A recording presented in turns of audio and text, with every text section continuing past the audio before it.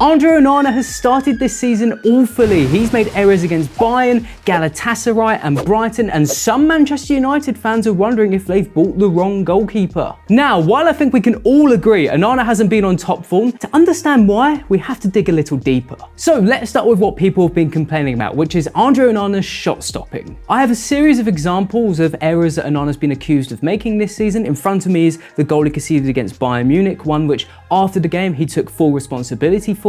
Leroy Sané is about to take a shot here. Lisandro Martinez tries to close him down, but he doesn't block the shot, and maybe because of that, Onana sees it late and he ends up having a slow reaction. By the time he dives, it's too late, the shot ends up rolling underneath him, and it ends up looking like a goal that he should really save. Now, another element of his goalkeeping that's been questioned has been his positioning. In front of me, we have this goal he conceded against Brentford recently, and as the ball comes over to Janssen, who takes a first-time shot, Onana takes an extra step to his left-hand side, which you can see opens up this big space on the right side of his goal. Now, it's not quite as silly as it may seem. The role of a defender in front of goal is to block off part of it and leave the goalkeeper to save the rest of it. A goalkeeper can't stop everything going in post to post. So in that case, Onana's right to take a step to his left, but he steps too far. So when the shot goes through this block, it goes into an area that maybe if he'd been a bit more central, he would have easily saved. Now, the final example I have is against Galatasaray, and on the face of it, it's pretty harsh. There's no defender around to block the shot. The player's got a load of time to hit it into either corner,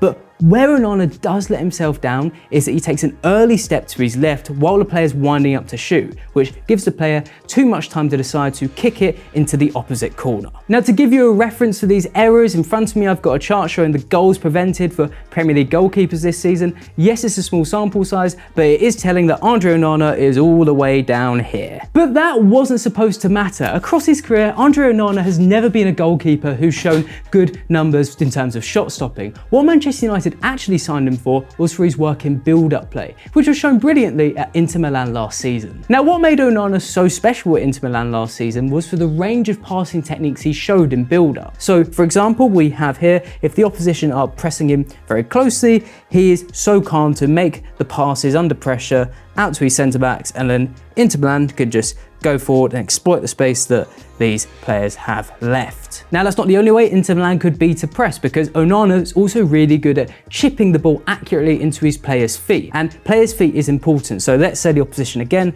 they're pressing high, this time they're shutting off the short options. Onana, he has to reach these players or these players here, and what he'd always be able to do is just loft these passes just at the right pace to make sure it didn't force his players into an aerial duel, maybe with a defender who's better in the air, and then these players could just receive it and quickly go and attack. And the final technique, something that I really liked, especially against Manchester City, was these driven passes through the middle. After all, if you lob the ball over, it does give the opposition time to get back. But what Onana was able to do really well, we saw this in Champions League final against City, was, let's say Inter, they're able to pull the defensive shape apart briefly.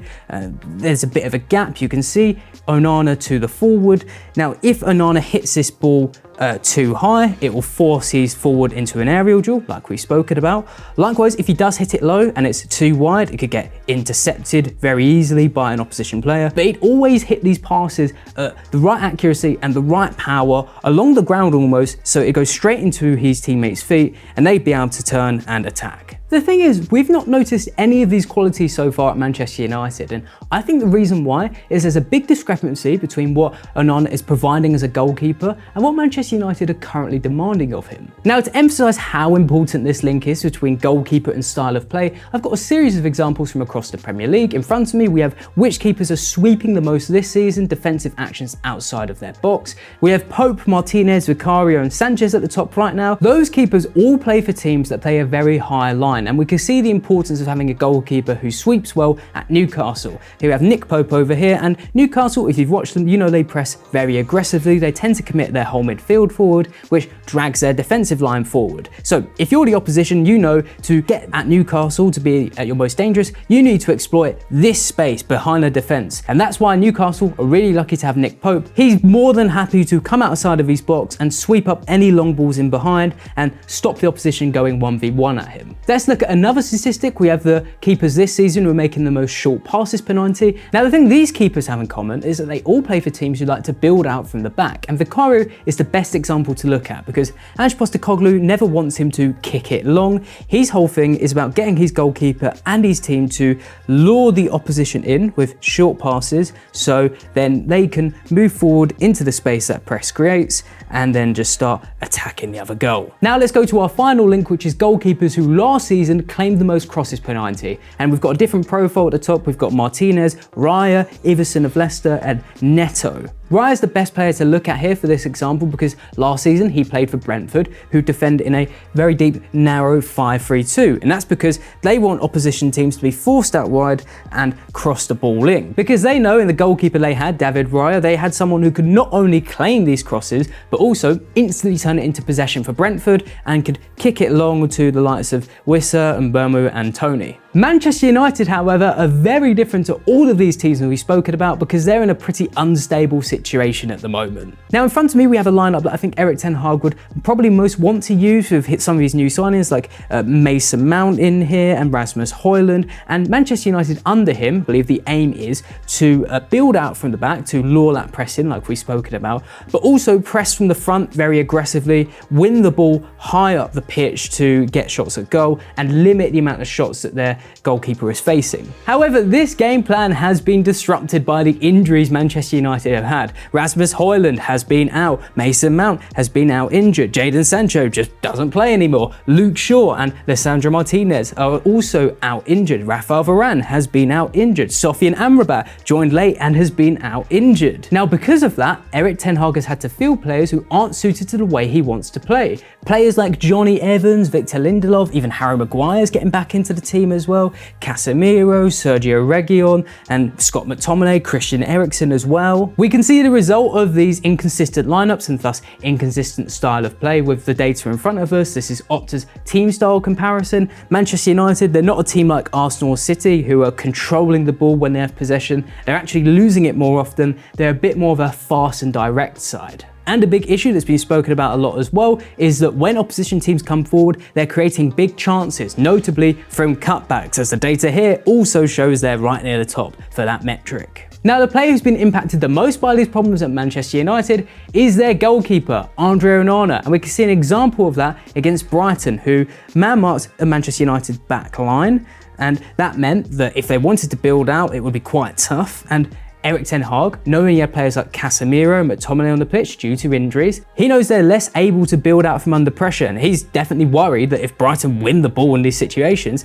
then it's a pretty clean run to Andre Onana's goal. So what you saw happening in that game and other games United have played this season is that they encouraged Onana to go long. They pushed up and they forced him into long balls, which took away all the great things he does under a press. He's build up, what we've spoken about Inter Milan. And this has turned into an even bigger problem by the fact that United, without players like a Mason Mount, who's been injured, who's good at pressing, with players like Casemiro and Eriksen, who are less able to win the ball back consistently, pressing high, Brighton are able to play through it and create those big chances we spoke about in front of Onana's goal. Essentially, the real mistake Manchester United have made is that they've signed the right goalkeeper in Onana for their style of play at the wrong time, while they're still an unstable team that's tactically evolving. So how do you get around this problem where your goalkeeper is not going to be suited, not useful, to the way you're going to have to play in a lot of games this season? Well, I think the answer comes from Arsenal and Brighton, two teams who are also tactically evolving and have managers who've taken to rotating their goalkeepers depending on the opposition. Mikel Arteta has probably been the loudest manager in the Premier League who's spoken about the idea of rotating goalkeepers, and while he's yet to really do it yet between Raya and Ramsdale, I think if you look at last season's data, we can see what characteristics, the different characteristics both goalkeepers bring. This chart shows David Raya's distribution last season, and we spoke about it earlier. Brentford like to kick the ball long, which is shown in David Raya's passing. He likes to kick the ball long, and he's very good at it. Whereas Aaron Ramsdale last season at Arsenal was a player who consistently found short passing options really easily. He stayed composed under pressure, he hardly lost the ball when building out from the back, and it shows two different profiles here with goalkeeper. Now in fairness at Arsenal, this remains a theory. Despite what Arteta has said, we've not actually seen Raya and Ramsdale rotate so much, but where we can see what we've spoken about in action is at Brighton, where Roberto De Zerbi is already rotating between two goalkeepers. One goalkeeper they had him last season, was Jason Steele, who's really good at making these short passes under pressure. So against teams who press high but Brighton feel like they can play through, then Steele is the man, because if they're putting him under pressure, he'll quite happily pass it to the centre-back, he won't lose the ball, and then, as we've spoken about throughout this video, the centre-back can exploit the space that the press leaves. Steele does have a goalkeeping weakness, however. From set pieces, from corners, he gets crowded on his line. He's a bit of a shorter goalkeeper, so opposition teams, they can camp around him and keep him in his goal. He can't move out and claim crosses. Brighton don't have this problem with their new signing Bart Verbruggen though, who is a taller goalkeeper. He's also, despite his age, really brave at coming out and claiming for crosses. He doesn't get pinned on his goal line. On set pieces, he's a big positive for Brighton for catching those balls. And what he brings in possession also really nicely counters Jason Steele, because while he's a little less composed under pressure than Steele, he's a really good long passer. Again, great at finding those chipped balls, lofting it to his teammates' feet. That quality is useful in games where Brighton are playing a team who press really aggressively but can be quite dangerous in this. For example, in their game against Newcastle, where Verbruggen started,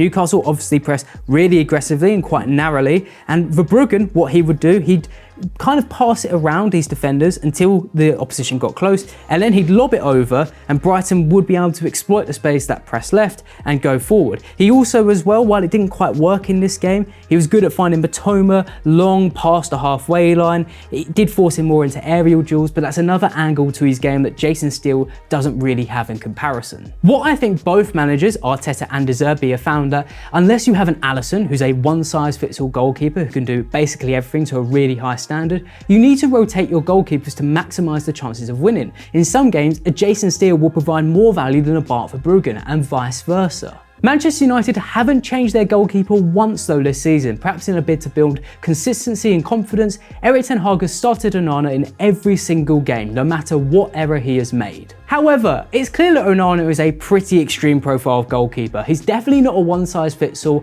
and he definitely isn't gelling well with the way United are playing right now. So, until his teammates can start consistently playing in a way that suits him, it might be time for Erik ten Hag to start considering if it's worth rotating his goalkeeper. If you like this video, please consider subscribing to the channel.